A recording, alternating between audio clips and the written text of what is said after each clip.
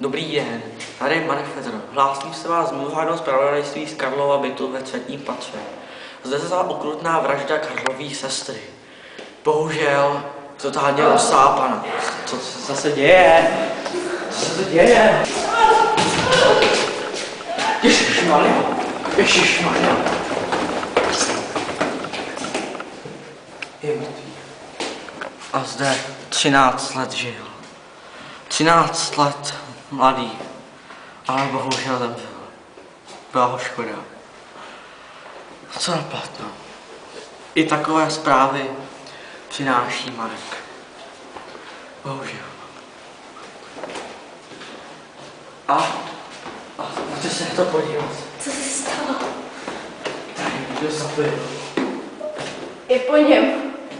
Tohle je mrtvý. Rozdělíme se. Po něm. Vy běžte tudy, my půjdeme tudy. Ano. Pojďte se mnou. Pojďte. Pojďte.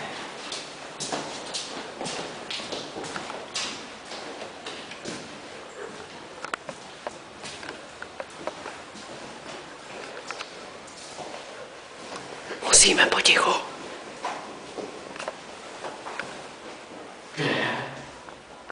Kde je? To je strašný. Všude je to krev. Ježišmarja.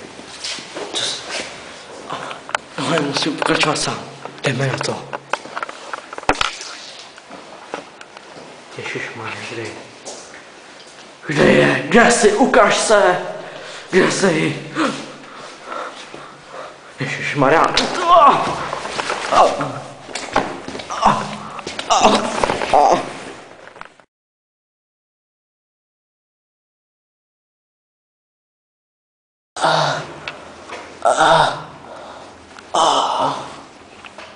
Ty svině.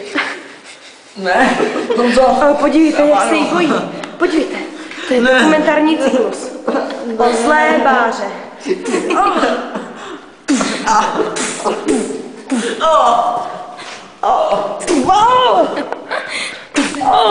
je jedno.